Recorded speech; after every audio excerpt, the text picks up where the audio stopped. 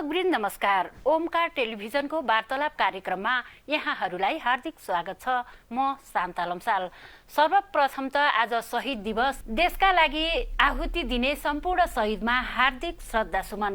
आज हामीसँग वार्तालापमा हुनुहुन्छ राजनीतिक विश्लेषक प्राध्यापक डाक्टर गोविन्द गुरागाईज्यू। उहाँसँग हामी समसामयिक विषयमा केन्द्रित रहेर कुराकानी गर्नेछौँ। आउनुहोस् उहाँलाई स्वागत गरौँ। स्वागत छ यहाँलाई वार्तालाप कार्यक्रममा। हजुर, धन्यवाद शान्ताजी। अब आज शहीद दिवस, हामी यहीबाट कुरा गरौँ हैन? अब शहीदको शहादत, बलिदान र त्यागले नै ठूला ठूला राजनीतिक परिवर्तनहरू भए देशमा हैन? हजुर। तर के छ, यो अलिकता दिवसको दिनमा मात्रै शहीदहरूलाई अलिकता सम्झिने परम्परा छ। यो प्रवृत्तिलाई चाहिँ कसरी हेर्नुहुन्छ? वास्तवमा यो बडा सही सान्दर्भिक प्रश्न हो। शहीदहरूको सपनाको नेपाल र तदनुकूलको समाज र सभ्यताको निर्माणमा वास्तवमा अहिले पनि काफी चुनौतीहरू छन्। यद्यपि यी ठुला ठुला राजनीतिक परिवर्तन पश्चात मुलुकमा क्रियाशील विभिन्न राजनीतिक दल र दर्शनको नेतृत्वमा सरकारहरू बने। धेर थोर अवधि हरेक राजनीतिक पार्टीले सरकारको नेतृत्व गर्ने र अधिकांश पार्टीहरूले सरकारमा सहभागिता जनाउने, सामेल हुने अवसर पनि प्राप्त नगरेको होइन। रै पनि शहीदहरूको सपना अनुसारको नेपाल निर्माणमा अहिले पनि हामी विश्वस्त हुने अवस्था छैन। यद्यपि केही भएन भन्ने नकारात्मक टीका टिप्पणीहरू मात्रै गर्न चाहन्न। देशमा हरेक क्षेत्रमा, पूर्वाधारको क्षेत्रमा, सूचना प्रविधिको क्षेत्रमा, शिक्षा र स्वास्थ्यका क्षेत्रमा धेरै ठुलो परिवर्तन पनि आएको छ। संविधान पनि समावेशी प्रकृतिको निर्माण भएको छ र सुशासन प्रवर्धनका विषयमा पनि अनेकौं प्रयासहरू नभएका होइनन्, भइरहेका छन्। तथापि आम नागरिक समाज र जनताहरू पूर्ण रूपले आश्वस्त हुने अवस्था भने अझै सिर्जना भइसकेको छैन। यो तितो सत्यलाई हामीले नजरअन्दाज गर्न मिल्दैन। र वास्तवमा अब सरकार, राजनीतिक दल, नागरिक समाज, जनता, हरेक सरकारवाला निकाय र क्षेत्र यसमा इमान्दारितापूर्वक लाग्न सक्नुपर्छ। त्यहाँ हामी कुनै न कुनै रूपमा हामी चुकेका छौँ। कहीँ सरकार चुकेको छ, कहीँ राजनीतिक दल चुकेको छ, कहीँ नागरिक समाज चुकेको छ, कहीँ जनता हामी चुकेका छौँ, चाहे बौद्धिक जगत पनि चुकेको छ। यो सबैको सामूहिक प्रयासद्वारा मात्र सम्भव हुने कुरा हो। तथापि यसको समग्र जिम्मेवारी र नेतृत्व भनेको राज्यको नेतृत्व भनेको सरकारले लिनुपर्छ र राजनीतिक पार्टी, सरकार भनेको राजनीतिक पार्टीले निर्माण गर्ने हो र यसको जिम्मेवारी बढीभन्दा बढी हिस्सेदारी सरकारको तर्फबाट राजनीतिक दलले लिनुपर्छ। किनभने तिनै राजनीतिक दलको गोलचक्करमा नेपाल अगाडि बढ्दैछ। नेपाली काङ्ग्रेसको नेतृत्व, एमालेको नेतृत्व, माओवादी केन्द्रको नेतृत्व, हरेकको नेतृत्वमा इभेन चाहिँ नि राष्ट्रिय प्रजातन्त्र पार्टीका दुईटा नेताको नेतृत्वमा पनि 2046 सालको जनआन्दोलन पश्चात यो 51 साल कार्तिकमा सम्पन्न भएको निर्वाचनले स्थापित गरेको हङ पार्लियामेन्टमा त्यो अवसर पनि प्राप्त नभएको होइन। त्यसैले यो जिम्मेवारीबाट मैले भन्न खोजेको, फोकस गर्न खोजेको कुरा के हो भने यो जिम्मेवारीबाट कुनै पनि राजनीतिक दल पन्छिन मिल्दैनन् र नैतिक जिम्मेवारी लिनैपर्छ। र त्यसैले नैतिक जिम्मेवारी लिनैपर्छको अर्थ के छ भने अहिले पनि अब बेला घर्किसकेको छैन।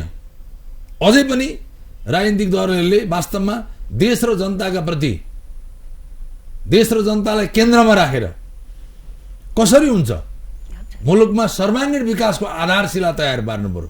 सबैभन्दा पहिले त आधारशिलाको निर्माण गर्ने हो, जग निर्माण गर्ने हो। जसरी बलियो घर निर्माणको लागि सबभन्दा पहिले फर्स्ट स्टेप भनेको जगको निर्माण हुन्छ। घरको जग बलियो हुन सक्नुपर्छ। त्यसपछि मात्रै घरमा झ्याल, ढोका, अरू चाहिँ नि विभिन्न किसिमका छाना अथवा अरू चाहिँ नि जे आवश्यक हुन्छन् त्यसको निर्माण सम्पन्न भइसकेपछि अनि एउटा बलियो घरको निर्माण हुन्छ। हो त्यो आधारशिला हामीले वास्तवमा व्यवस्था परिवर्तन गरेर आधारशिला निर्माण भयो कि भन्ने ठान्यौँ, तर व्यवस्था परिवर्तनले मात्रै त्यो सम्भव रहेनछ। यहाँ चाहिँ इच्छा शक्ति र संकल्पको कुरा पनि छ। शहीदले बसालेको जग त नेताहरूले बिर्सिँदैछन् भन्दा के फरक पर्छ? होइन, नेताहरूले शहीदका परिवार पनि बेखबर छन् सरकारबाट, होइन? सरकारले उनीहरूको खोजी गर्न पनि त पर्छ नि, होइन र? हो, ठिक छ। होइन, वास्तवमा बेखबर सम्पूर्ण रूपमा बेखबर छ भन्न त मिल्दैन, होइन? धेरै काम त भएका पनि छन्।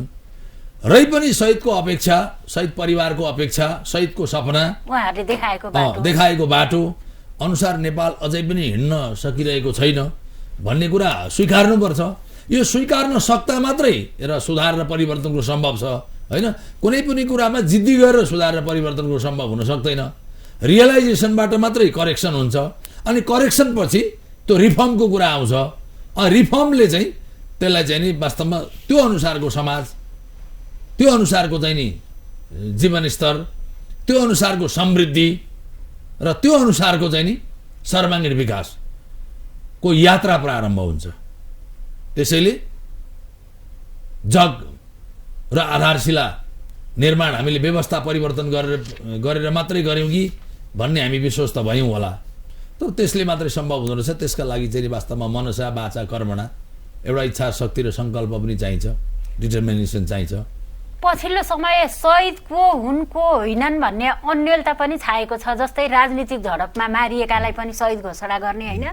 कुनै आफ्ना कार्यकर्ता कालगतिलै मरे पनि शहीद घोषणा गर्ने, यो परिपाटीले पनि त अलिकता शहीदप्रति अपमान भएको महसुस हुन्छ नि। अनि शहीद भनेको चाहिँ कस्तो भने जसले शहादत प्राप्त गर्यो नि, हजुर, त्यो शहीद हो। उत्सर्ग गर्ने, बलिदान गर्ने व्यक्ति र त्यो विचार, त्यो आन्दोलन चाहिँ शहीद हो। तर पछिल्ला घटना किनभने अब चाहिँ तपाईँको राजनीतिक दलको निर्माणमा अब भाडाका मान्छे लिएर कुनै आन्दोलन चाहिँ अगाडि बढाउने भनेर कुनै अमुक राजनीतिक पार्टीले, अमुक राजनीतिक दलले, समूहले मान्छेको भिड जम्मा गर्ने, बिचरा इनोसेन्ट मान्छेहरू पनि त्यहाँ उपस्थित हुने, थाहा पत्तो नपाइकन चाहिँ केही भेटिन्छ कि पाइन्छ कि भनेर पनि मान्छे लाने ल्याउने, होइन? यो क्रमले पनि मान्छे त्यतिकै शहीद बन्ने अनि शहीदको घोषणा हुने, शहीदको दर्जा दिनुपर्ने, शहीदको सम्मान दिनुपर्ने भन्ने कुरा। यद्यपि उसको जीवन उत्सर्ग भयो, तर कतिपय कुरा कुनै खास निष्ठा र विचारले होमिएको व्यक्ति, जसअनुसार समाज बदल्छु भन्ने, राज्यमा चाहिँ त्यस्ता आमूल सुधार र परिवर्तन ल्याउँछु भन्ने, एउटा ड्रास्टिक चेन्ज ल्याउँछु भन्ने, अथवा मुलुकमा कहाँनिर चाहिँ हिट गर्न जरुरी छ भन्ने कुरामा त्यसरी उठेको आन्दोलन र उभारले उत्सर्ग प्राप्त गरेको व्यक्तिले प्राप्त गर्नुपर्ने सम्मान चाहिँ हुलमुलमा जोसुकै व्यक्तिलाई पनि, जोसुकै व्यक्ति मारिए, एउटा बाटो हिँड्दै गरेको व्यक्ति चाहिँ अनावश्यक रूपमा चाहिँ कुनै झुन्डमा सामेल हुन गयो, त्यहाँ जानुपर्ने ठाउँमा गयो कि नजानुपर्ने ठाउँमा गयो कि, त्यसलाई जानुपर्ने ठाउँमा लगियो कि नजानुपर्ने ठाउँमा लगियो कि भने अब त्यसरी चाहिँ नि जीवन जाने, अनि शहीदको दर्जा घोषणा गर्नुपर्ने, अनि शहीदको सम्मान चाहिँ दिनुपर्ने भने यो चाहिँ यसरी चाहिँ शहीदको वास्तवमा अवमूल्यन हुन्छ। जस्तै चितवनको माडीमा माओवादीले गराएको बस दुर्घटनामा पनि तिनलाई पनि शहीद घोषणा गरियो नि, यो कतिको उचित? माओ एक थरीले मार्ने, अर्को थरी मर्ने, अनि अब त्यो त वास्तवमा माओवादीले मारे, माओवादीको ज्यादतीको परिणाम हो त्यो। अब तर त्यो पनि अब त्यसलाई चाहिँ शहीद भन्ने भन्दा अब त्यो सर्वसाधारण जनता मारिए, सर्वसाधारण जनता मारिए, अब त्यसलाई शहीद भन्ने कि नभन्ने भन्ने कुरामा तर घोषणा गरियो नि, शहीदको घोषणा गरियो, होइन? त्यो परिवार पीडित भए, वास्तवमा उनीहरू चाहिँ माओवादीको त्यत्रो हाई रिस्कमा पनि उनीहरू ट्राभल गरे, ज्यान जोखिममा राखेर गरे भन्ने कुरा त त्यो फिलिङ्स त अब सर्वत्र छ, होइन? त्यो मानेमा शहादत प्राप्त गरे भन्ने अर्थहीन नाजायज नभए पनि वास्तवमा शहीदको मूल्यमा, त्यो शहीदको चाहिँ जुन मूल्य र मान्यता हुन्छ नि, शहीदको मूल्य र मान्यतामा चाहिँ त्यो शहादत प्राप्त गरेको त्यसलाई मानिन्न, है? त्यो चाहिँ ज्यान गएपछि त्यसको परिवारले चाहिँ त्यसको, यद्यपि त्यो अपूर्णीय क्षति हो, त्यो क्षतिलाई पुरा गर्न सकिन्न। कुनै आर्थिक सहयोग र राहतले कसैलाई, अमुक परिवारको सदस्यलाई जागिर र रोजगारीले त्यो क्षतिपूर्ति त सम्भव छैन। तैपनि त्यो एउटा प्रचलन चाहिँ इस्टाब्लिस भएको छ, बसेको छ, है? अब त्यो गरैमा तपाईँको चाहिँ सबै शहीदको सपना साकार भए भन्न त पाइन्न, भन्न त मिलेन।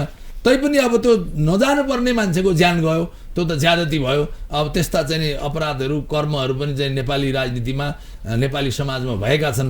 त्यसलाई समग्रतामा शहादतको अर्थमा अर्थहीन लिन हुन्न र त्यसको त्यो जीवनको मूल्य, जो चाहिँ जीवन क्षति भयो, नोक्सान भयो, जो अपूर्णीय छ, त्यस बापत चाहिँ अब त्यसको पूर्ति गर्न कुनै पनि उपायबाट सम्भव छैन। तथापि त्यो परिवार त्यो उसका चाहिँ शुभचिन्तक उसका नातेदारहरूको मलमपट्टिको लागि पनि केही गर्ने राज्यको चाहिँ दायित्व जिम्मेवारी हो। तर यी सबै यी समग्रतामा यसलाई चाहिँ सारात र उत्सर्गको रूपमा लिन हुन्न। जस्तै शहीद परिवारलाई 10 लाख दिने घोषणा पनि सरकारले गरेछ, दिने गरेछ हैन। यसले त अलिकता शहीदहरूप्रति सम्मान हो कि यस पैसाको चाहिँ दुरुपयोग हो भन्ने भ्रम पनि पैदा गराएको छ नि। अनि पहिलो कुरा त यहाँको छलफललाई कहाँबाट प्रारम्भ गरौँ भने अघि पनि धेरै छलफल भयो। हजुर, पहिले राज्यले शहीद घोषणा गरिसकेपछि शहीदलाई 10 लाख शहीद परिवारलाई भन्ने एउटा व्यवस्था राज्यले सुरु गर्यो, प्रारम्भ गर्यो। अब त्यो 10 लाख दिनलाई पहिले शहीद भन्ने घोषणा गर्नु पर्यो होइन। शहीदको सूचीमा नाम समावेश हुनु पर्यो। शहीदको हो र को होइन भन्ने कुराको मापदण्ड अहिले खासै त्यस्तो चाहिँ नि मापदण्ड चाहिँ भरपर्दो विश्वसनीय मापदण्ड पनि बनिसकेको अवस्था छैन। राज्यले शहीदको रूपमा घोषणा गरेपछि अब राजनीतिक दल र सम्बन्धित समूहले शहीद घोषणा गरियोस् भनेर माग गरिदिने, अनि त्यसमा चाहिँ नि उग्र चाहिँ नि अवस्था समाजमा चाहिँ नि शान्ति सुरक्षा दङ्गा भड्किने अवस्थामा पुग्ने, त्यसो भएपछि परिस्थितिलाई सम्हाल्न ट्याकल गर्नलाई शहीदको घोषणा गर्छौँ भनेर राज्यले कमिटमेन्ट गर्छ, हस्ताक्षर गर्छ, सम्झौता हुन्छ। सम्झौता भएपछि शहीदको घोषणा हुनै पर्यो, गर्नै पर्यो। शहीद हुन् भनेर घोषणा गरिदिन्छ राज्यले। राज्यले शहीद हुन् भनेपछि त त्यो त रिसोर्स त दिनु पर्यो। राज्यले दिन्छु भनेको कुरा त दिनु पर्यो। शहीदका परिवारलाई क्षतिपूर्ति स्वरूप चाहिँ 10 लाख रुपियाँ दिने भनेपछि त राज्यले कि त शहीद भनेर डिक्लेयरै गर्नु भएन। राज्यले डिक्लेयर गरेपछि शहीदको रूपमा डिक्लेयर गरेपछि त दिनु पर्यो। वास्तवमा तपाईँले औँल्याउनु खोज्नु भएको होला के होला भने यो विभिन्न समय र सन्दर्भमा जुन पोलिटिकल चाहिँ नि मुभमेन्टहरू हुन्छन् अथवा चाहिँ कुनै एउटा खास समूह र दलले आफ्ना मागको सम्बोधन गर्ने नाममा जसरी यसरी चाहिँ नि यो भिडन्तको अवस्था सिर्जना हुन्छ, यो हुनु नै दुर्भाग्यपूर्ण छ।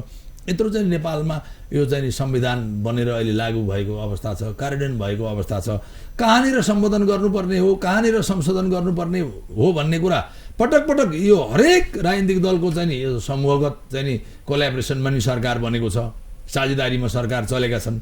त ती राजनीतिक दलहरू बसेर अरू सरकार बाहिर कति छन् तिनीहरू राजनीतिक दलहरूलाई पनि राखेर एउटा राउन्ड टेबलमा एउटा मिनिमम क्राइटेरिया डेभलप गर्न सकिन्छ नि त। कम्तीमा यसो गर्ने र यसो गर्न नहुने र देशको तपाईँको चाहिँ संसारमा कतिपय मुलुकले त्यसै समृद्धिमा फड्को मारेन नि। मलेसिया, तपाईँको चाहिँ सिङ्गापुरको कुरा गर्नुहोस्, जापानको कुरा गर्नुहोस्, साउथ कोरियाको कुरा गर्नुहोस्। हेर्नुहोस् जापान भनेको 45-50 वर्ष अगाडि जापान र नेपाल बराबरी थियो, तर अहिले जापान कहाँ छ? तपाईँको साउथ कोरिया, मलेसिया त्यसै निर्माण भयो। ली कुवान ले चाहिँ नि सिङ्गापुर त्यसै निर्माण गर्न सके? सम्भव भयो त? त्यो भएन नि। त्यहाँ एउटा ड्रिम थियो, त्यहाँ चाहिँ राजनीतिक दलको चाहिँ जनताप्रतिको चाहिँ त्यो निष्ठा थियो, सङ्कल्प थियो। आज मलेसियामा हेर्नुहोस् गरिबीको रेखा पनि न मलेसियामा छन्, न सिङ्गापुरमा छन्, न साउथ कोरियामा छन्, न जापानमा छन्। गरिबीको रेखा पनि बिलो प्रोपर्टी लाइन कोही पनि छैन मान्छेहरू। त्यो समृद्धि एकाएक रातारात आएन नि। तर हेर्नुहोस् त्यो समृद्धि निदाएको बेला देखेको सपनाले होइन, बिउजदा देखेको सपनाले त्यो समृद्धिको यात्रा प्रारम्भ भयो र आज उनीहरू गरिबीको रेखामा उनीहरूको एकजना पिपल पनि छैनन्, जनता पनि छैन, नागरिक पनि छैनन्। हरेक स्वास्थ्य, सुरक्षा, रोजगार, समृद्धि, पूर्वाधार, सूचना, प्रविधि, वैभव, अन्तर्राष्ट्रिय लगानी उनीहरू त इन्डिपेन्डेन्ट भइसके। वास्तवमा महाथिर मोहम्मदको चाहिँ त्यो मलेसिया, ली कुवानको चाहिँ नि ली कुवानको चाहिँ नि सिङ्गापुर, अनि दक्षिण के अरे कोरिया, अनि चाहिँ जापान, यिनीहरूको समृद्धिबाट हामीले सिक्ने कि नसिक्ने?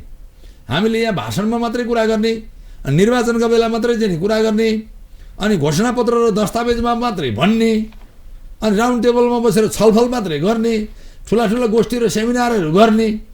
तर त्यसलाई त्यो समृद्धि कसरी प्राप्त गर्न सकिन्छ, आर्थिक उन्नति कसरी हासिल गर्न सकिन्छ, आर्थिक समृद्धि कसरी प्राप्त गर्न सकिन्छ भन्ने कुरामा खोइ त तपाईँको चाहिँ मिनिमम एउटा अन्डरस्ट्यान्डिङ चाहियो नि।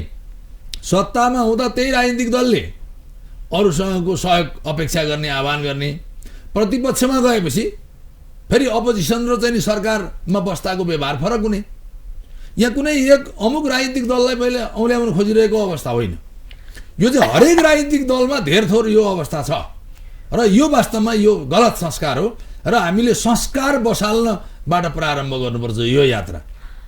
त्यसो भए के शहीदहरूले देशको लागि त्यति ठुलो बलिदान गरे, त्याग गरे, नागरिकको सरकार बन्ने जुन प्रणाली बन्यो स्थापित भयो। तर पछिल्ला सरकारहरू चाहिँ नागरिकप्रति जवाफदेही नभएको भन्न खोज्नुभयो। होइन, सरकार नागरिकप्रति राज्यप्रति कति जवाफदेही भयो भएन भन्ने कुरा सबैलाई थाहा छ है। सर्वप्रथम त यो आज शहीद दिवसको चाहिँ अति पावन दिन होइन। यो चाहिँ शहीद दिवस चाहिँ यो महान दिन पनि हो। हामीलाई चाहिँ नि शहीदले कस्तो नेपालको निर्माण गर्नलाई उनीहरूले उत्सर्ग गरे।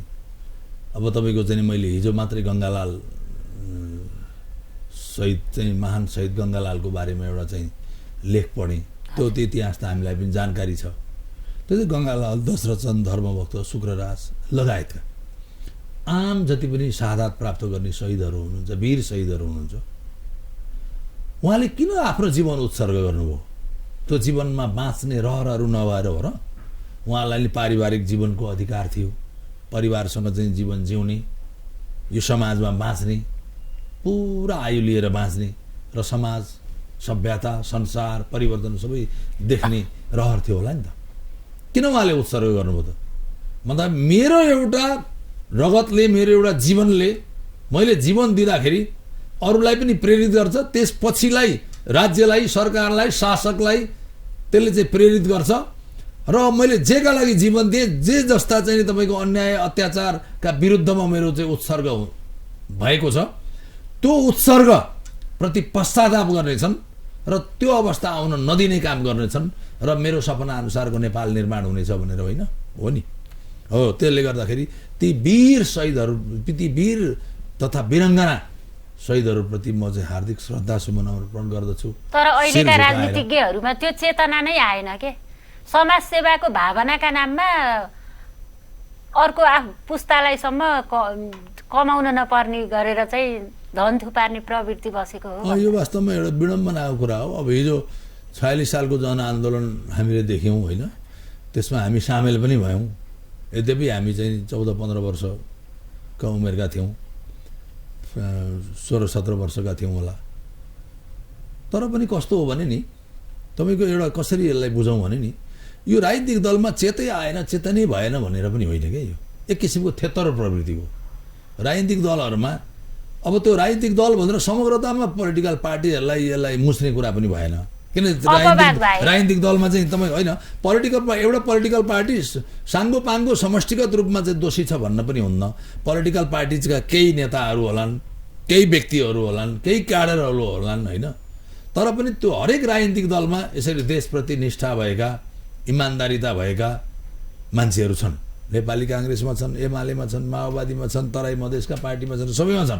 तिनीहरूलाई ओझेलमा पारिया छ। तर पनि समग्रतामा त्यसको रिफ्लेक्सन चाहिँ समाजमा, राष्ट्रमा हुन सकेन क्या। समग्रतामा एउटा रिफ्लेक्सन हुनुपर्छ नि। त्यो रिफ्लेक्सन चाहिँ कति बेला हुन्छ त भन्दा, जति बेला पार्टी बिचको द्वन्द्व कम हुन्छ, जति बेला पार्टीहरू अब राजनीतिक आन्दोलनको चाहिँ अध्याय समाप्त भयो, अब मुलुकले आर्थिक क्रान्तिमा फड्को मार्नुपर्छ। जसरी मैले अघि चर्चा गरेँ, के अरे सिङ्गापुरको निर्माण कसरी भयो, मलेसियाले कसरी समृद्धि प्राप्त गर्यो, साउथ कोरियाले कसरी गर्यो, जापानले कसरी गर्यो। त्यही त हाम्रा नेताहरूले किन त्यो सोचिरहेको छैनन् त? उहाँहरू पनि त बाहिर गइराख्नु भएको, सोच्दै नसोचेको होलान् भन्ने त कुरा छैन होइन। त्यो भन्नै मिलेन।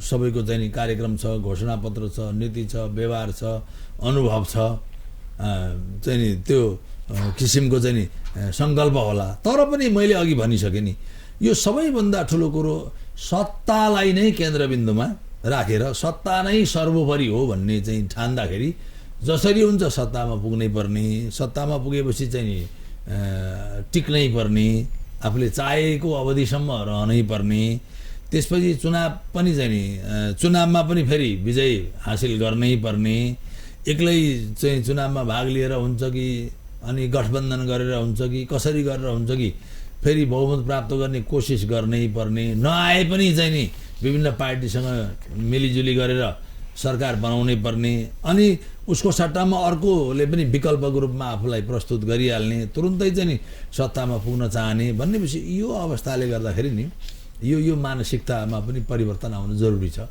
कि वास्तवमा कस्तो हुन्छ भने जनताको अगाडि गरिएका वाचाहरू, जनताका अगाडि चाहिँ सार्वजनिक गरिएका घोषणापत्रहरू त्यो अनुसार हामी चाहिँ सही ट्र्याकमा छौँ कि छैन भन्ने एउटा रियलाइजेसन कि पोलिटिकल पार्टीले आउनुपर्छ। र अहिले चाहिँ के हो भने सत्तालाई नै केन्द्रमा राखेर राजनीति चल्यो। यद्यपि राजनीतिक दलले आफ्नो नीति कार्यक्रम घोषणापत्र आफ्नो चाहिँ डकुमेन्टमा जे छ त्यो त्यसको कार्यान्वयन गर्न एक्जिक्युट गर्न लागू गर्न त अब सत्तामै पुग्नुपर्ने हुन्छ होइन। तर सत्तामा पुग्ने पनि तरिका हुन्छ, एउटा पद्धति छ, लोकतान्त्रिक प्रक्रिया छ। लोकतान्त्रिक प्रक्रियाबाट बनेको सरकार र शासनलाई समर्थन प्रतिपक्षले नि गर्नुपर्छ, सबैले गर्नुपर्छ। तर यहाँ चाहिँ सहयोग गर्ने प्रवृत्ति भएन।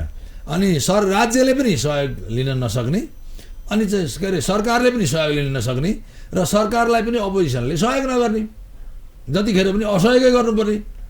एमाले सरकारमा हुँदा अरूको असहयोग हुने, अनि अरू सरकारमा हुँदा एमालेको सहयोग हुने, अथवा एउटा सरकारमा हुँदा अर्काले सहयोग गर्ने। सरकारमा पुग्दाको भोइस भाषा एउटा हुने, प्रतिपक्षमा आउँदा त्यही भोइस र भाषा फेरि अर्को हुने भनेपछि अनि चाहिँ मैले सोरे आना ठिक गरेको छ भन्ने क्लेम मात्रै गर्ने, तर त्यही चाहिँ नि अपोजिसनमा पुग्ने बित्तिकै यो भएन र त्यो भएन भन्ने। भने यो संस्कार चाहिँ मैले कुनै पार्टी अमुक पार्टीलाई मैले इङ्गित गर्न खोजिनँ। यो समग्रतामा अलिकति कसैको बढी होला, कसैको धेर होला, कोही बढी जिम्मेवार होलान्, कोही कम जिम्मेवार भए होलान्। तर अबका दिनमा आजको यो शहीद दिवसमा हामीले चाहिँ प्रण गर्न सक्नुपर्छ, सङ्कल्प गर्न सक्नुपर्छ कि आजभन्दा अगाडि जे भयो भयो, अब यसरी नेपाल चल्दैन, अब नेपालको समृद्धिको सपना साकार हुन सक्दैन, यही पाराले अब शहीदको सपना साकार हुन सक्दैन। शहीदले देखेको जुन सपना हो नि, शहीदको सपना अनुसारको नेपाल निर्माण सम्भव छैन। र हामीले प्रवृत्तिमा, व्यवहारमा, संस्कारमा, रङ्गमा, ढङ्गमा, शैलीमा सबैमा चाहिँ आमूल परिवर्तन गरेर अब चाहिँ नि देशको माटो हातमा राखेर, कसम खाएर, छातीमा हात राखेर अब चाहिँ सच्चिन्छौँ, हामी सुध्रिन्छौँ। कहाँनिर चाहिँ नि हामीले कहाँबाट सुरु गर्नुपर्छ, कसरी सुन्नुपर्छ, हाम्रो व्यवहार परिवर्तन र संस्कारलाई कसरी परिवर्तन गर्नुपर्छ, र कसरी अबको चाहिँ युग अनुसारको युगले चाहेको, युगले खोजेको चाहिँ नि रूपान्तरण र परिवर्तन सम्भव छ, र कसरी आर्थिक समृद्धिको यात्रा प्रारम्भ गर्ने र कसरी यसलाई प्राप्त गर्ने, एचिभ गर्ने भन्ने कुरामा आजैको मितिबाट सङ्कल्प गर्न जरुरी छ। शहीदले त्यो मार्गमा सारा राजनीतिक दल, नेता, हामी, तपाईँ, हामी सबैलाई सद्बुद्धि दिउन् र आगामी यात्रा त्यसरी प्रारम्भ हुन सकोस्। मेरो हार्दिक शुभेच्छा कामना छ। स्थानीय सरकारको 5 वर्षे कार्यकाल पनि अब जेठ 5 गते सकिँदैछ। हजुर हो, अब 4 गते सकिन्छ। निर्वाचन जेठ 5 गते त नयाँ पदाधिकारी निर्वाचन कतिको आवश्यक छ देशका लागि? अब निर्वाचन त छ नि, आवश्यक नहुने त यो आवश्यक छ कि छैन भन्ने त प्रश्नै हुन सक्दैन होइन। जस्तै निर्वाचन आयोगले चाहिँ वैशाखसम्ममा गर्ने जुन निर्णय गरेछ, तर अन्य जस्तै सत्ता गठबन्धनले चाहिँ पछि धकेल्ने उसको आशय छ। यसो छ, मैले अलिकति यसको चाहिँ संवैधानिक व्यवस्थाको चर्चा गरौँ। हजुर, के हो भने आवधिक निर्वाचन भनेको लोकतन्त्रको चाहिँ नि एउटा ब्युटी हो, एउटा चाहिँ नि यो चाहिँ लोकतन्त्रको एउटा सुन्दरता हो। र वास्तवमा चाहिँ लोकतान्त्रिक प्रणालीमा आवधिक निर्वाचन भनेको यो लोकतन्त्रको प्राण पनि हो। यो लाइफ अफ डेमोक्रेसी भन्छ क्या यसलाई। आवधिक निर्वाचन भनेको चाहिँ यसलाई लोकतन्त्रलाई किन प्राण भनियो त भन्दा यसले लोकतन्त्रलाई जीवन्त राख्छ, लोकतन्त्रलाई बचाइराख्छ। नभए त तानाशाही भइगयो नि, आफूलाई मन लागेको बेलामा चुनाव नगर्ने, हार्छु भने चुनाव नगर्ने, जित्छु भने चुनाव गर्ने, अनि सबैले त्यो अनुकूलताको खोजी गर्ने होइन भनेपछि यो चाहिँ सम्भव छैन। यो यसरी चाहिँ लोकतन्त्रलाई जीवन्त राख्न सकिन्न। अब के रह्यो कुरा, तपाईँले स्थानीय तहको निर्वाचनको सन्दर्भ चाहिँ नि मा प्रवेश गराउनु भयो। 2074 साल वैशाखदेखि असोजसम्म 3 चरणमा स्थानीय तहको निर्वाचन भएको हो। र निर्वाचन सम्बन्धी ऐनले के भन्यो त भन्दा अब कार्यकाल प्रारम्भ भएको चाहिँ कुन मितिलाई मान्ने त? वैशाखमा पनि भयो, असारमा पनि भयो, आश्विनमा पनि भयो। वैशाख 31 गतेदेखि आश्विन 2 गतेसम्म यी 3 चरणमा निर्वाचन सम्पन्न भयो। र तीनै राजनीतिक पार्टी जो अहिले सरकारमा छन्, जो अहिले प्रतिपक्षमा छन्, अहिलेको संसदमा, अहिलेको प्रतिनिधि सभामा प्रतिनिधित्व गर्ने सम्पूर्ण राजनीतिक दलको समर्थनबाट यो अहिले निर्वाचन सम्बन्धी ऐन जारी भयो, बन्यो। हाउसले त्यो ऐन पारित गर्यो। एक्जिस्टिङ ऐन त्यही ऐन हो जुन यही पार्लियामेन्टले, यही अहिले जो राजनीतिक दलहरू चाहिँ नि क्रियाशील हुनुहुन्छ, हाउसमा तिनै राजनीतिक दलको समर्थनमा बनेको ऐनले के भन्यो त भन्दा त्यसले निर्वाचन चरणको कुरा गरेन।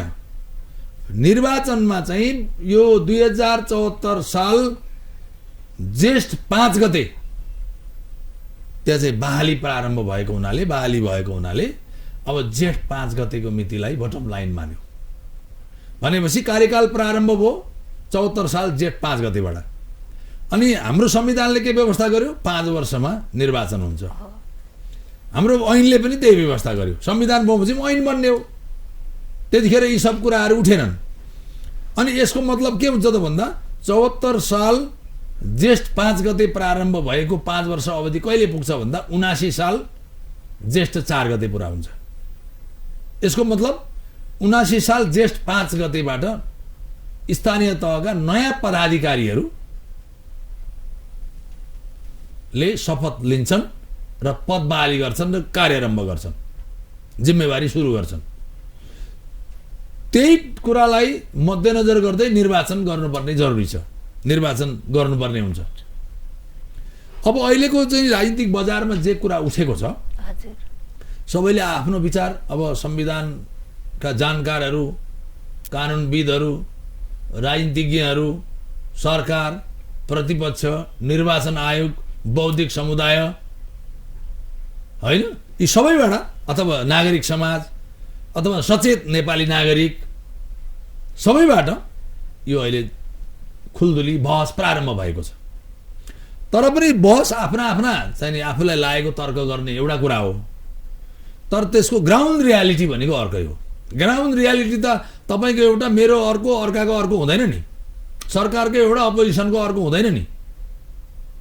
एउटा नेपाली सचेत नागरिकले विभिन्न चाहिँ एउटा नागरिक स्तरमा जति छलफल हुन्छ त्यो चाहिँ तपाईँ कानुनविदको लेभलमा, संविधानविदका लेभलमा, पार्लियामेन्टेरियनको लेभलमा, पोलिटिकल पार्टीको लिडरको लेभलमा त त्यसरी छलफल हुन सक्दैन नि।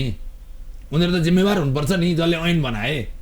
यो के हो भने अब तपाईको चाहिँ जेठ 5 गते नयाँ पदाधिकारीहरू, नवनिर्वाचित पदाधिकारीहरूले अब अर्को कार्यकालका लागि स्थानीय तहमा पद बहाली गर्नुपर्छ र उनीहरूको कार्यारम्भ सुरु हुन्छ। र स्थानीय तह सम्बन्धी ऐनले र हाम्रो खास गरी प्रचलित संविधानले एक दिन पनि स्थानीय तहको रिक्त हुने व्यवस्था गरेको छैन। जनप्रतिनिधिविहीन स्थानीय तहको परिकल्पना गरेको छैन। त्यसैले यो निर्वाचन जेठमा बावली हुने गरी गर्नै पर्छ। अब जेठमा मात्रै भनिन मैले, जेठ 5 गते बहाली हुनुपर्छ। त्यसो भएन भने 6 गते 7 गते हुने बित्तिकै त रिक्त त भयो त। एक दिन रिक्त हुने र तपाईँको 1 महिना रिक्त हुने त कुरा एउटै हो नि। र त्यो छ अवस्था। त्यसले गर्दाखेरि हाम्रो चाहिँ स्थानीय निर्वाचन सम्बन्धी ऐनको व्यवस्थाले के भन्छ, अझ के भन्छ भने पदावधि पुरा हुनु अगावै 2 महिना अगावै स्थानीय तहको निर्वाचन सम्पन्न हुनुपर्नेछ, गर्नुपर्नेछ भने यो व्यवस्था किन राखियो त भन्दा यसको मनसा आयो। संविधानको त हेर्नु स्पिरिटलाई पनि ख्याल गर्नुपर्ने हुन्छ। सबै कुरा कागजमा लेखेर मात्रै सम्भव छैन। संविधानमा सबै अक्षर, सबै वाक्यमा सबै कुरा हुँदैन। लेख्न मिलेसम्म लेख्ने हो, बाँकी कुरा स्पिरिटलाई ध्यानमा राख्ने हो। त्यसको स्पिरिट, त्यसको भावना, त्यसको मर्म, त्यसको चाहिँ नि आशय के हो त भन्दा निर्वाचन घोषणा हुन्छ, कुनै ठाउँमा निर्वाचन चाहिँ रोकिएला, स्थगित होला, त्यहाँ फेरि अर्को चाहिँ नि निर्वाचनको मिति तोकिनु पर्ला, अथवा कहीँ चाहिँ नि मतगणना ढिलो होला, कहीँ केही अब्स्ट्याकलहरू आउलान्। त 2 महिना अगाडि गरिसक्यो भने त जतिपल्ट तपाईँको एकपल्टको चुनाव भएन त्यहाँ रद्द गर्नु पर्यो, कतिपय धेरै ठाउँमा रद्द गर्नु पर्यो, फेरि अर्को 1 हप्ता 15 दिनलाई सार्नु पर्यो भने फेरि पनि मिति तोकेर शान्ति सुरक्षाको व्यवस्था गरेर निर्वाचन गरेर मतगणना सम्भव गरेर घोषणा गरेर सर्टिफिकेट दिएर अनि त्यहाँ शपथ ग्रहण गराएर बहाली गराउने समय पुग्छ नि त। त्यसले गर्दाखेरि त्यति बेला समयको स्ट्रेस नहोस्, समयको चाप र दबाव नपरोस् र स्थानीय तहको कार्यकाल, स्थानीय तह चाहिँ एक दिन भए पनि जनप्रतिनिधिविहीन बन्न नपरोस् भन्ने मनसायले त्यो ऐन बनेको र 2 महिना अगावै निर्वाचन सम्पन्न गर्नुपर्छ भन्ने कुरा हो।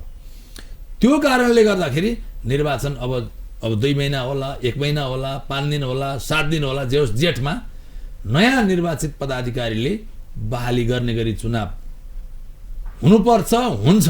यो टारेर कसैले टार्न सक्दैन र टर्दैन। यद्यपि हिजै मात्र राजनीतिक दलहरूको छलफलले, 5 दलीय गठबन्धनले, खास गरी सरकारले, सम्माननीय प्रधानमन्त्रीज्यू अथवा चाहिँ त्यो दलमा के अरे मिलिजुली सरकारमा यो अहिलेको कोअलिसन पार्टनर दलहरू, गठबन्धन सरकारका चाहिँ पार्टनर चाहिँ दलहरूको पनि बैठक बसेको थियो र उहाँहरूले चाहिँ नि जेठमा निर्वाचन सम्पन्न गर्ने भनेर चाहिँ नि गर्नुभएको छ। एउटा कमिटमेन्ट बाहिर आएको छ होइन। तर जेठ भन्ने बित्तिकै जेठ भनेर मात्रै हुँदैन, अमुक कुरा हुन्छ। त्यो चाहिँ जेठ 5 गते चाहिँ त्यो निर्वाचन नवनिर्वाचित पदाधिकारीले बहाली गर्ने गरी निर्वाचन सम्भव हुनुपर्छ, के अरे निर्वाचन गरिनुपर्छ, घोषणा गरिनुपर्छ। त्यो पनि सरकारले निर्वाचन आयोगसँग परामर्श गरेर चाहिँ घोषणा गर्ने भनेको कुरा छ।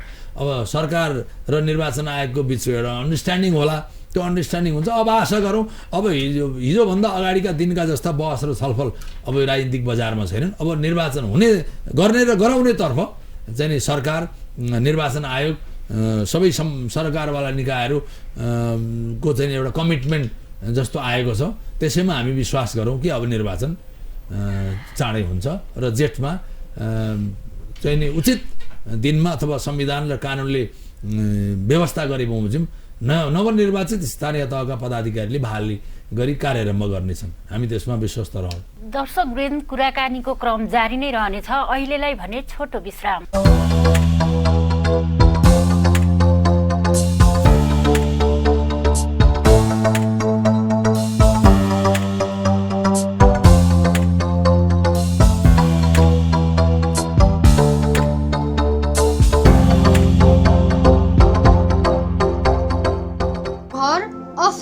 होटल, रेस्टुरेन्ट तथा कमर्सियल बिल्डिङ सजावटका लागि एकमात्र विश्वासिलो, भरपर्दो, उच्च स्तरीय आधुनिक फर्निचरका लागि सम्झनुहोस् फोर्निक्स इन्टेरियर। हाम्रा सेवाहरू पर्दा, कार्पेट, गलैँचा, doormat, false ceiling, CNC, modular bed, modular दराज, coffee table, modular kitchen, sofa, wallpaper तथा सजावटका सम्पूर्ण सामग्रीहरू उपलब्ध छ। प्रोपाइटर विकास केसी। सम्पर्क नम्बर 9851 53 973, 9851 53 973, 0159 0955 0159 0955। फोर्निक्स इन्टेरियर, कृष्ण मन्दिर माडल, ललितपुर। हार्दिक निमन्त्रणा। आउनुहोस् धर्म अनुरागी भक्तजन, अनन्तको यात्रामा ओमकार टेलिभिजनद्वारा आयोजित 18 पुराणको कर्ता बनौं, आफ्नो घरलाई मन्दिर बनाऊ। श्रोता तपाईँ, कर्ता तपाईँ अनि यजमान पनि तपाईँ। आफ्नै हातबाट सङ्कल्प गर्नुहोस्।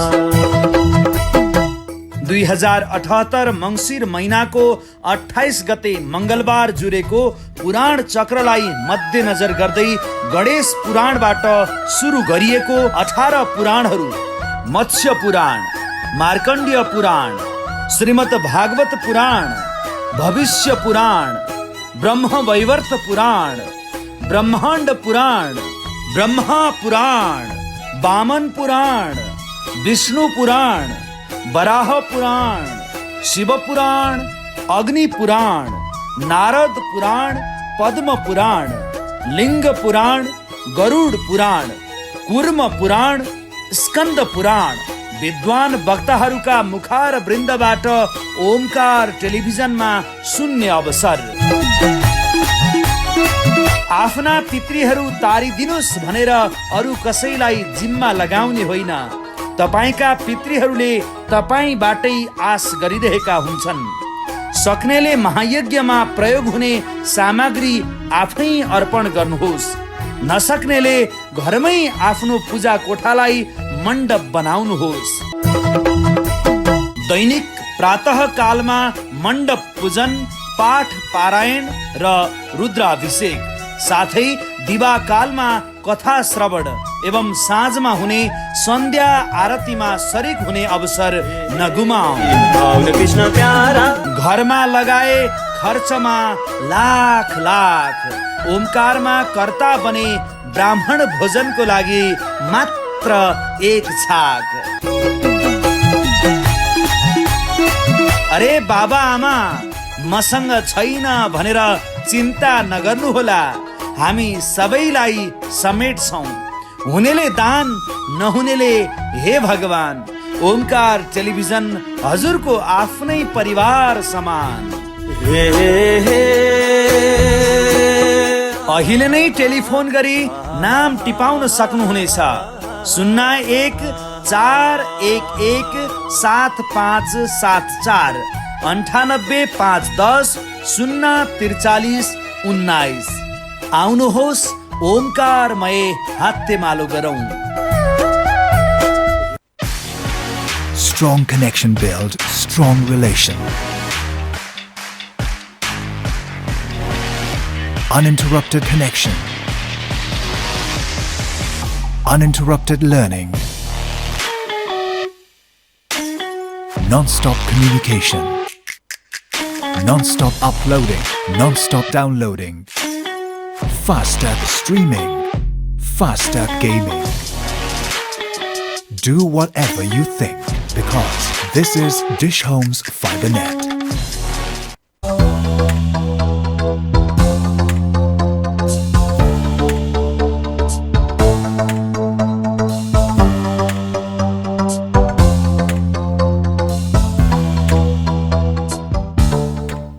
यो विश्राम पश्चात यहाँलाई पुनः स्वागत छ कार्यक्रममा। यहाँ राजनीतिक शास्त्रको जानकार पनि हुनुहुन्छ। त्रिभुवन विश्वविद्यालयमा थुप्रै बेथितिका चाङ देखिन्छ। पछिल्लो समय पटक पटक ताला नै लाग्ने गरेको छ। कसरी निहाल्नु भएको छ यो एउटा विश्वविद्यालय जस्तो पवित्र क्षेत्रमा? हजुर, बडा समसामयिक र स्वाभाविक प्रश्न। के हो भने नि कुरा वास्तवमा के हो भने अहिले विश्वविद्यालय, त्रिभुवन विश्वविद्यालय नेपालको चाहिँ नि सबैभन्दा जेठो विश्वविद्यालय, प्रतिष्ठित विश्वविद्यालय र इन्टरनेसनल्ली रिकग्नाइज विश्वविद्यालय र संसारका 1000 अत्यन्तै राम्रा उत्कृष्ट विश्वविद्यालय मध्येको एउटा विश्वविद्यालय त्रिभुवन विश्वविद्यालय। त्यसरी इन्टरनेसनल्ली पनि यसको रिपुटेसन नि त्यति चाहिँ महत्त्वपूर्ण छ। त्यसको चाहिँ नि चिनारी यसरी चिनिएको छ। रै पनि त्रिभुवन विश्वविद्यालयमा कहिले सेवा आयोगको कार्यालयमा, कहिले त्रिभुवन विश्वविद्यालय उपकुलपति कार्यालयमा, कहिले शिक्षाध्यक्ष कार्यालय, कहिले रजिस्ट्रार कार्यालय, कहिले सबै निकायमा यसरी चाहिँ बन्दाबन्दीको अवस्था, तालाबन्दी हुनु वास्तवमा आफैमा दुर्भाग्यपूर्ण छ। दुर्भाग्यपूर्ण मात्रै छैन, यो त तपाईँको चाहिँ मुलुकको जुन एउटा संस्कार बसाल्ने, मुलुकमा चाहिँ थिति बसाल्ने, संस्कार बसाल्ने, 101 जनशक्ति उत्पादन गर्ने ठाउँ हो नि त। त्यो त कारखाना हो नि त। त्यो त युनिभर्सिटी भनेको विचार निर्माण गर्ने कारखाना हो, जसले विचारको उत्पादन गर्छ। तपाईँको दिनरात हरेक दिन बन्दाबन्दीमै रहन्छ, तालाबन्दीमै रहन्छ भने के विचार? विचार भनेको त सबै नकारात्मक विचार मात्रै पैदा हुने भयो त्यहाँबाट त। त्यसले गर्दाखेरि अब चाहिँ यसलाई त्रिभुवन विश्वविद्यालयका पदाधिकारीहरूले, सरकारले यसलाई निर्ममतापूर्वक यसको समीक्षा गर्नु जरुरी छ कि वास्तवमा यसमा चाहिँ यो पटक पटक यसरी बन्द भइरहनु पर्ने, ताला लागिरहनु पर्ने र यसको यो श्रृङ्खला भयो नि। यो त यसको चाहिँ कस्तो भने नि यो अनन्त यात्रा भयो यो तालाबन्दीको। शिक्षा क्षेत्रमा राजनीतिक हाबी भयो भन्दा हुन्छ हो नि। शिक्षा क्षेत्रमा राजनीति हुँदैन, राजनीति हुने पनि युनिभर्सिटीमै हो। मैले भने विचार उत्पादन गर्ने कारखाना नै यो विश्वविद्यालय हो। तरले विचार उत्पादनसँगै संस्कारको पनि उत्पादन गर्ने हो कि त्यहाँको संस्कार पनि सिकाउने हो। कस्तो संस्कार निर्माण गर्ने, त्यो विचार बोक्ने मान्छेको संस्कार चाहिँ कस्तो हुनुपर्ने त? विचार मात्रै भयो र व्यवहार र संस्कार मिलेन भने नि त्यो विचार चाहिँ अराजक हुन्छ। त्यो विचार चाहिँ प्रत्युत्पादक हुन्छ। प्रत्युत्पादक भनेको नि उत्पादनको विरुद्धमा जे चिज हामीलाई चाहिन्थ्यो नि, जे चिज बनाउनु पर्ने थियो त्यसको चाहिँ नि विपक्षमा भयो, विरुद्धमा भयो। हामीलाई चाहिएको चिजको विरुद्धमा भएपछि त त्यो विचार त प्रत्युत्पादक भइगयो नि त। अनि प्रत्युत्पादक विचारले त मुलुक त अगाडि बढ्न सक्दैन। अनि त्यहाँबाट राजनेताहरू जन्माउने पनि त्यही युनिभर्सिटी, विचारकहरू जन्माउने पनि युनिभर्सिटी, थिङ्क ट्याङ्क जन्माउने पनि युनिभर्सिटी, रिसर्चरहरू जन्माउने स्कलरहरू पनि त्यही युनिभर्सिटी होइन। अनि यत्रो चाहिँ विद्या वारिदिएको उपाधिसम्म दिने पनि तिनै युनिभर्सिटी। युनिभर्सिटी भन्ने बित्तिकै संसारका मान्छेहरूले नि नेपालको चाहिँ नि भूगोलको, नेपालको चाहिँ संस्कृतिको, नेपालको चाहिँ सभ्यताको, नेपालको चाहिँ यी चाहिँ नि खानी खनिजका, प्राकृतिक स्रोत साधनका, अथवा यो नेपालको चाहिँ टुरिज्मको चाहिँ नि सम्भावनाका हरेक कुराको चाहिँ अध्ययन गर्न, अनुसन्धान गर्न पनि नेपाल आउँछन् नि त। अब भने चाहिँ हामी मात्रै पढ्दैनौँ यहाँ त। यो त युनिभर्सिटी भनेको त संसारको जसरी यहाँबाट अस्ट्रेलिया, अमेरिका, क्यानाडा जान्छन्, युरोप जान्छन् अथवा इन्डिया जान्छन्, अन्यत्र जान्छन्, त्यसरी उनीहरू पनि आउँछन् नि त। हामीले उनीहरूलाई कति आकर्षित गर्न सकिन्छ? यो पटक पटकको आन्दोलनबाट उनीहरू आउन सक्छन् त। अब उनीहरू नेपाल युनिभर्सिटीले आकर्षित गर्न सक्छ त। नेपाल जाउँ, बसौँ, रिसर्च गरौँ, पढौँ, फर्मल एजुकेसन चाहिँ लिउँ, त्यहाँबाट पनि केही न केही लिएर आउँ भन्ने कुरा हुनसक्छ त। भनेपछि आज अस्ट्रेलियाले तपाईँको चाहिँ नि यो वैदेशिक विद्यार्थीहरू लगेर अर्बौँ डलर चाहिँ कमाएको छ, आर्जन गरेको छ। र त्यसबाट चाहिँ उनीहरू अलिक कम ज्यालामै हामीलाई चाहिँ हामी यहाँबाट जाने शोधार्थीहरूलाई, विद्यार्थीहरूलाई जागिर पनि दिएको छ। उनीहरूले पैसा पनि पठाएका छन्, पढे लेखेका पनि छन्, अनि शिक्षा पनि भयो, अनि त्यसपछि आर्थिक उन्नति पनि भयो। अनि त्यसले नि हाम्रो आकर्षण जति नेपालका विश्वविद्यालयमा अब पढ्ने काम छैन भनेर सबैको चाहिँ आकर्षण अहिले एसई दिन्छन् नि, त्यसपछि चाहिँ नि मुस्किलले तपाईँको प्लस टू सक्ने बित्तिकै कहाँ फड्को मार्ने? अस्ट्रेलिया, क्यानाडा, युरोप, अब कहीँ भएन भने पनि जहाँ हुन्छ त्यहाँ जाने। अझ केही भएन भने गल्फ कन्ट्रीमा जाने, रोजगार गर्ने भन्ने यो अवस्थाको सिर्जना आखिर केबाट भयो त भन्दा यसमा को दोषी छ भन्दाखेरि विश्वविद्यालय दोषी छ। अनि विश्वविद्यालयलाई दोषी हुनबाट रोक्ने को त? सरकार। विश्वविद्यालयमा नियुक्त गरेर पदाधिकारी पठाउने त सरकारले हो नि त, राज्यले हो नि त। कम्तीमा विश्वविद्यालयका उपकुलपति, शिक्षाध्यक्ष र रजिस्ट्रार अनि सेवा आयोगका पदाधिकारीहरू त मिनिमम पनि त्यसलाई एड्रेस गर्ने खालको, त्यहाँ सुहाउँदो, त्यसलाई गति दिन सक्ने, त्यसलाई नेतृत्व गर्न सक्ने, आम फ्याक्टरहरूसँग बसेर एउटा समाधान निकाल्न सक्ने त्यो ताकतवर नेतृत्व चाहियो नि त। त्यहाँ कहीँ न कहीँ चाहिँ चुकेको छ नि त, राज्य चुकेको छ नि, सरकार चुकेको छ। भनेपछि अब त कामै गर्न नसक्ने भन्ने छैन। काहीँ टिम नमिलेको होला, एउटा पदाधिकारी योग्य होला, अर्को चाहिँ नि त्यसको जति योग्य चाहिने अयोग्य म भन्दिनँ, जति योग्यतम हुनुपर्ने त्यति भएन होला। भने यसरी पनि भएन क्या। युनिभर्सिटीमा पठाउने कुरालाई नि जहिलेसुकै पोलिटिकल ब्यानरले मात्रै हेर्नु परेन क्या, हेर्नु हुँदैन। जो त्यस्तो व्यक्तिलाई युनिभर्सिटीको नेतृत्व सुम्पौँ, जुन व्यक्ति अब राजनीति नै नगर्ने, राजनीति विचारै नभएको भनेर तपाईँ कहीँ पनि पाउनुहुन्न होइन। तर पनि ऊ पोलिटिकल फिल्डमा कम होस् र बढीभन्दा बढी एकाडेमिक होस्। यहाँ नि तपाईँको राजनीतिमा रुझान नै नभएका व्यक्ति गएर पनि चाहिँ डिफ्रेन्ट पोलिटिकल फ्याक्टरहरूसँग नि ती विद्यार्थी सङ्गठनहरूसँग बसेर डायलग गर्ने नसक्ने अवस्था पनि हुन्छ कि। उसलाई चाहिँ तपाईँको त पोलिटिकल चाहिँ यसलाई कसरी सेटल गर्ने, कसरी एड्रेस गर्ने, कसरी काउन्सिलिङ गर्ने भन्ने रङ्गढङ्ग पनि हुँदैन क्या त्यहाँ। त्यसले गर्दाखेरि त्यो कुरा पनि यसलाई इग्नोर गर्न पनि पाइएन होइन। राजनीति भन्ने बित्तिकै इग्नोर पनि हुनसक्छ। तर राजनीति बुझेको, त्यहाँ गएर राजनीति नगर्ने र सबै डिफ्रेन्ट पोलिटिकल फ्याक्टरहरूलाई पनि मिलाएर सँगसँगै साथै लिएर हिँड्न सक्ने त्यो क्षमता, क्यालिबर भएको नेतृत्व चाहियो कि। त्यो नेतृत्व दिन सक्नुपर्छ। यो चाहिँ प्राज्ञिक बजारमा त्यस्ता नेतृत्व नि सयौँ छन्। अनि यो परीक्षा भएको 9 महिनासम्म नि रिजल्ट हुन नसक्नु, त्यही त भन्दा त्यसैको कारण त हो नि। अब तपाईँ परीक्षा हुन्छ, त्रिभुवन युनिभर्सिटीमा क्यालेन्डर छैन, ल क्यालेन्डर फलानु मितिमा जाँच हुने, फलानु मितिमा चाहिँ रिजल्ट निस्किने भनेर मात्रै भएन नि त। अब बन्द गरिन्छ, कहिले परीक्षा नियन्त्रण कार्यालय बन्द, कहिले चाहिँ नि केन्द्रीय कार्यालय बन्द, कहिले चाहिँ नि पदाधिकारी कार्यालय बन्द, उपकुलपति कार्यालय बन्द, रजिस्ट्रार कार्यालय बन्द। अनि त्यहाँ चाहिँ अब अहिले त कतिपय कुरा त कोभिडको क्राइसिसले पनि भएको छ होइन। गत लास्ट 2 इयर्सदेखि, 2 वर्ष अगाडिदेखि। तर पनि नि यो एउटा यसको चाहिँ कोभिडको न्यू र बाहनामा विश्वविद्यालयको चाहिँ विश्वविद्यालयीय प्रतिष्ठा, गरिमा र गुणस्तरलाई नि यही बहानामा हामीले चाहिँ यो गर्न सकेन, भएन भन्न मिल्दैन। त्यहाँ वास्तवमा पदाधिकारीहरूको चाहिँ मैले भने सबै पदाधिकारी उत्तिकै दोषी छन् म भन्दिनँ। तर पनि समग्रतामा यसको जिम्मेवारी पदाधिकारीले लिनैपर्छ र पदाधिकारीलाई पठाउने नि त्यो डिपुटेसन गर्ने त्यो अथोरिटी भनेको चाहिँ सरकार हो, त्यसको जिम्मा सरकारले लिनुपर्छ। राज्यले सङ्कल्प गर्नुपर्छ अब युनिभर्सिटीमा कस्तालाई पठाउने, एम्बेसडर भनेर कस्तालाई पठाउने, कमिसनर भनेर कस्तालाई पठाउने चाहियो नि त। आयोगका पदाधिकारी अनि डिप्लोमेटिक मिसनमा चाहिँ खास गरी त्यसको चाहिँ एज ए लिडर एम्बेसडरको चाहिँ सेलेक्सन कसरी हुँदैछ त हामीले देख्छौँ नि। एउटा पोलिटिकलको कहीँ चुनाव लड्यो, चुनाव हारो, अनि कहाँ सेटल गर्ने समस्या भयो, राजदूत बनाएर पठाइदियो उसले। ऊ चाहिँ डिप्लोमेटिक चाहिँ नि न उसलाई प्रोटोकलको ख्याल छ, न त्यहाँ गएर के काम गर्ने, कसरी चाहिँ नि त्यहाँ चाहिँ मुलुकका इस्यु र एजेन्डामा कसरी सहमत गराउने, कसरी डिस्कसन गर्ने। अब त्यो केही थाहा नभएको व्यक्तिलाई तपाईँ एम्बेसडर बनाउने के गर्नु छ त, सहयोग गर्न पठाएको तपाईँको त्यो त भएन। त्यसले गर्दाखेरि खास गरी अन्तर्राष्ट्रिय सम्बन्धमा पनि एउटा क्राइसिस छ नेपालको, होइन। परराष्ट्र नीतिलाई एक्जिक्युट गर्ने, कार्यान्वयन गर्ने इम्प्लिमेन्टिङ एजेन्सी चाहिँ नि त्यो जुन हाम्रा छन् ती कमजोर छन्।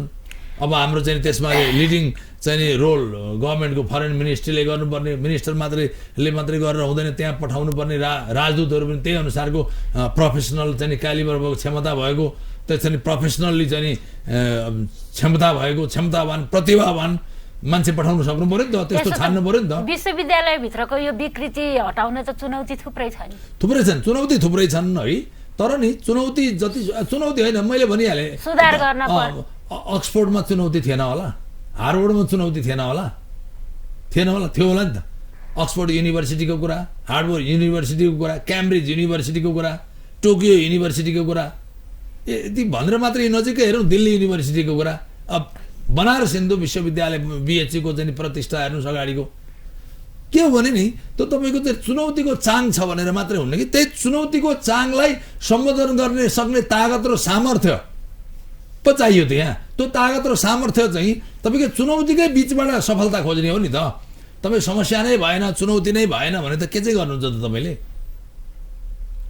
तर तपाईँ जिम्मेवारी तोकेर पठाएका पदाधिकारीहरूले त्यही चुनौतीको बिचमा इन्जोय गर्ने हो क्या त्यसलाई चाहिँ समस्याको समाधान खोज्ने, सेटल गर्ने, मिलाउने, एडजस्ट गर्ने, तपाईँको मिटिङ गर्ने, डिफ्रेन्ट फ्याक्टरहरूसँग चाहिँ आउने, छलफल गर्ने, कुरा राख्ने, कुरा सुन्ने, कुरा चाहिँ सुनाउने, अनि त्यसबाट ओभरअलमा चाहिँ समस्या समाधान कसरी हुनसक्छ भन्ने कुरा चाहिँ त्यसलाई खास एउटा त्यसको पेपर चाहिँ कन्क्रिटाइज गर्ने, पेपर चाहिँ प्रेजेन्टेसन गर्ने, शिक्षाविदहरूको नेसनल इन्टरनेसनल युनिभर्सिटीहरूको नि प्र्याक्टिस के छ, कहाँबाट सुरु गरे, कसरी चाहिँ यो उनीहरू चाहिँ यो तहसम्मको चाहिँ परिवर्तनलाई सम्भव तुल्याए, त्यो कुराको दृष्टान्त पनि राखेर त्यो चाहिँ इन्टरनेसनल एक्सपर्टहरू पनि ल्याएर नेसनल लेभलका इन्टरनेसनल लेभलका सबै एउटा राउन्ड टेबलमा बसेर 2 दिन 4 दिन 5 दिन 7 दिन 15 दिन 2 हप्ता पनि गर्न सक्यो नि त।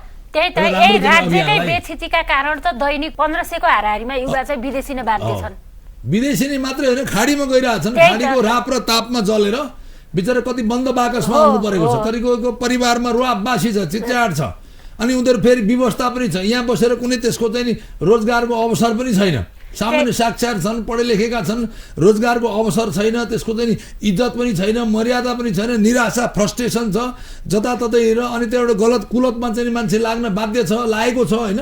त्यसले गर्दाखेरि यी सबै कुरालाई सम्बोधन गरेर नि वास्तवमा चाहिँ 1500 को सङ्ख्यामा त उहाँ आउने होइन कि, नेपालमा चाहिँ 1500 र 2000 को सङ्ख्यामा टुरिस्टहरू आउने, यहाँ रिसर्च गर्न आउने, यहाँ पढ्न आउने, यत्रो हिमाल, माउन्ट एभरेस्ट, गौतम बुद्धको शान्तिका अग्रदूत भगवान गौतम बुद्धको पावन जन्मभूमि नेपाल, विश्वको सर्वोच्च शिखर सगरमाथा, रूप अफ द वर्ल्ड नेपाल, यहाँ यत्र हिमनदीहरू, 125वटा जाति, त्यही अनुसारको चाहिँ संस्कृति, यत्रो चाहिँ प्राकृतिक स्रोत साधन, यत्रो चाहिँ नेचुरल ब्युटी, यत्रो प्राकृतिक सम्पदा, यत्रो कल्चरल चाहिँ नि हेरिटेज, यत्रा सम्भावनाहरू छन्। तर राज्य किन चुकिरहेछ त यत्रो सम्भावना हुँदै पनि?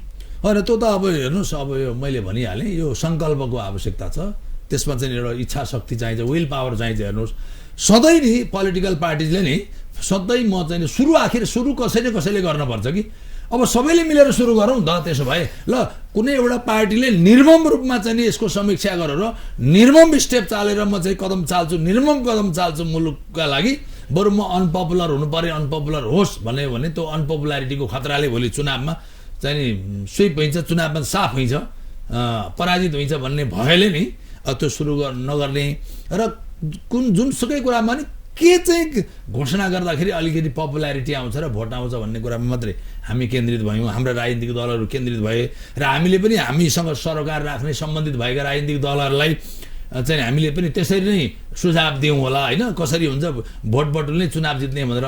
अब मैले तपाईँले आम भोटरले, सचेत नेपाली नागरिकले, बौद्धिक समुदायले, पोलिटिकल पार्टीका चाहिँ क्याडरले सबैले नि एउटा सङ्कल्प गर्नुपर्छ कि अब वास्तवमा बरु हुँदैन भने सम्पूर्ण पार्टीका चाहिँ खास मान्छेहरूलाई लागेर सरकार बनाउनुहोस्, एकपल्ट प्रयास त्यहाँबाट सुरु गर्नुहोस् र निर्मम समीक्षा गर्नुहोस्।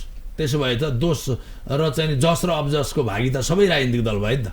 सम्पूर्णलाई सरकारमा राख्ने, 15, 20, 25 जना कतिलाई राख्ने हो, सम्पूर्ण पार्टीलाई राख्ने, दोष पनि उनीहरूले नै भागीदार हुने अनि अबजस र जसको जिम्मेवारी उनीहरूलाई नि भने दिने हो भने नि अनि यो सुधार प्रारम्भ छ, सम्भव छ। नत्र एउटा कुनै पार्टीले त गर्दैन, किन गर्ने बित्तिकै अनपपुलर हुनुपर्छ।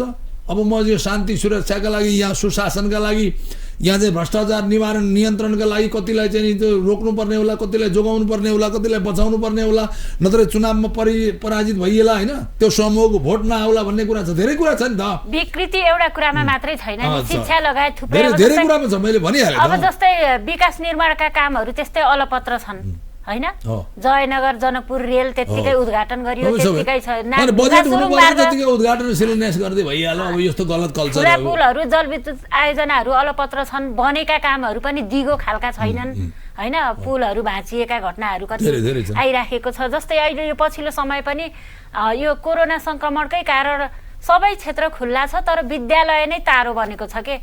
आखिर विद्यालय मात्रै त संक्रमण फैलाउने माध्यम होइन नि होइन, स्वास्थ्य मापदण्ड अपनाएर विद्यालय पनि त खोल्न सकिन्छ। यसबाट धेरै विद्यार्थीहरू त अब मानसिक प्रभाव पनि उनीहरूमा देखिएको छ होइन। एउटा बसमा कोचामकोच भएर मान्छे चढ्ने हो, एउटा विद्यालयमा त बरु चाहिँ तपाईँको एउटा बेन्चमा 4 जना बस्ने ठाउँमा 2 जना राख्न सकिन्छ नि, कोचमकोच त हुँदैन नि। तपाईँको विद्यालयका बस, विद्यार्थी ओसार्ने बस, सबै विद्यालयले त बसले विद्यार्थी ओसार्दैन नि त। पाहाडमा गाउँठाउँमा त हिँडेर पैदल यात्रा गरेर जान्छन् होइन, त्यहाँ सुरक्षितै हुन्छन्। यसरी मास्क लगाएर यसरी चाहिँ डिस्टेन्स मेन्टेन गरेर जाने आउने, गेट पालेलाई हराउने, त्यहाँ चाहिँ सबैको चाहिँ त्यो रेस्पोन्सिबल मान्छेहरूलाई राख्ने, यसरी चाहिँ डेस्क बेन्चमा राख्ने, अनि बाहिर पस्दा निकाल्दा प्रे गर्दा के गर्दा एक्टिभिटी उनीहरूको चाहिँ ग्रुप डिस्कसन सबैमा त्यही अनुसारको ग्याप मेन्टेन गर्न सकिन्छ। तर नि एउटा बसमा नि अब त हिजोदेखि बस खुल्ला भयो, बसभित्र बस्ने सबै मान्छेले मास्क लगाएको छैन, को मान्छे कहाँ पुगेर आएको छ थाहा छैन। त्यहाँ डन्डी समाएर चढ्नु पऱ्यो, यता डन्डी समाउनु पऱ्यो, पैसा भाडा तिर्नु पऱ्यो, यता अर्कोलाई छुनु पऱ्यो, अर्कोलाई समाउनु पऱ्यो, अर्कोलाई ठेल्नु पऱ्यो, अगाडि जानु पऱ्यो, पछाडि जानु पऱ्यो नि। यसले गर्दाखेरि अब त्यो ठेलमठेल त्यहाँबाट चाहिँ नहुने। अनि विद्यालय क्याम्पसले त तपाईँको 2 जना 4 जना राखेर 4 जनाको ठाउँमा 2 जना राखेर गर भनेर त्यसलाई मोनिटर गर्दा हुन्छ नि, त्यो मोनिटरिङ एजेन्सीहरूले त्यो पो गर्नु। मतलब यहाँ त के छ, ठिटी बसाल्नु पऱ्यो के, कलेजमा विद्यार्थीलाई त्यो चाहिँ केमा अब कोरोना बढ्ने, अब यसरी भएन कि, यसरी अफवाह फैलाएर मात्रै भएन। त्यो चाहिँ सुरुवात भनेको चाहिँ वास्तवमा सबभन्दा ठुलो अब यस्ता मलहरूमा सारा मान्छे भेला भएका छन् होइन, पार्टी प्यालेसको कुरा छ। अनि यस्ता चाहिँ नि तपाईँको चाहिँ नि यो ट्राभल गर्ने यो बसमा छन्, माइक्रो बसमा छन्, खाँद मान्छे चढेका छन्। अब त्यसरी चाहिँ अब समस्या छ। तर अब सधैँ यो अनन्त किसिमले चाहिँ नि अन्त्यहीन बन्द पनि सम्भव नहोला। यसलाई त सबभन्दा पहिले त भ्याक्सिनेटै गरिसक्नु पर्ला। भ्याक्सिनेसन चाहिँ प्रोग्राम चाहिँ सबभन्दा रफ्तारमा अगाडि बढाउन सकियो भने बढीभन्दा बढी सुरक्षित होला र यो चाहिँ दैनिकी पनि चल्ला होइन, यो जीवनस्तर पनि सामान्य बन्दै जाला आशा गरौँ। तर पनि केही भएको छैन भन्ने कुरा होइन, धेरै भएको छ।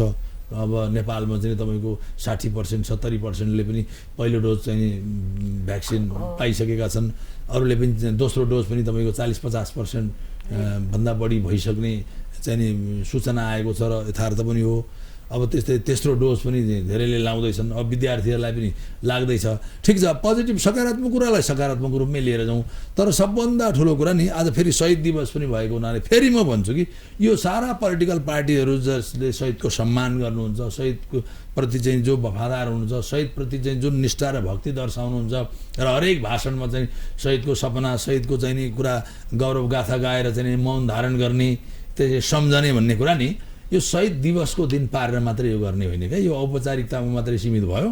तर वास्तवमा शहीदको सपनाले देखेको नेपाल कस्तो नेपाल चाहिए, कस्तो चाहिँ नि समृद्धि चाहिए, कस्तो निष्ठा, कस्तो चाहिँ नि आत्मअनुशासन, कस्तो संयम, कस्तो चाहिँ नि शिष्टाचार, चाहिँ नि अनुशासन, सभ्यताको उनीहरूले कल्पना गरेका थिए नि, त्यो अनुसार चाहिँ अब राज्यले निर्मम समीक्षा, राज्य भनेको यहाँ केवल सरकारमा बस्ने चाहिँ नि सिटिङ गभर्मेन्टको कुरा मात्रै होइन कि राज्य र राज्यका सरकारवाला निकायले चाहिँ व्यापक तपाईँको चाहिँ बौद्धिक समुदाय, नागरिक समाजको समेत र साथ र सहयोग लिएर नि यसलाई निर्मम समीक्षा गर्नुपर्ने हुन्छ। यो बिना सम्भव छैन, सुधार र परिवर्तन सम्भव छैन। निर्मम समीक्षा मैले भनिसकेँ।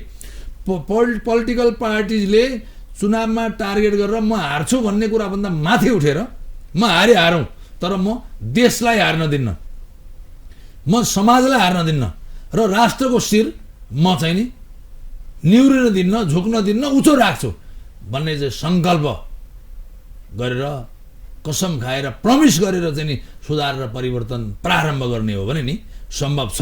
र एकपटक चुनाव हारे उसले चाहिँ तपाईँको 4 पटक चुनाव जित्न सक्छ त्यसपछि, त्यो रियलाइजेसनले। यसरी यो चाहिँ नि सकारात्मक भएर अगाडि बढ्न चाहिँ नि इच्छा शक्ति र सङ्कल्प जरुरी छ।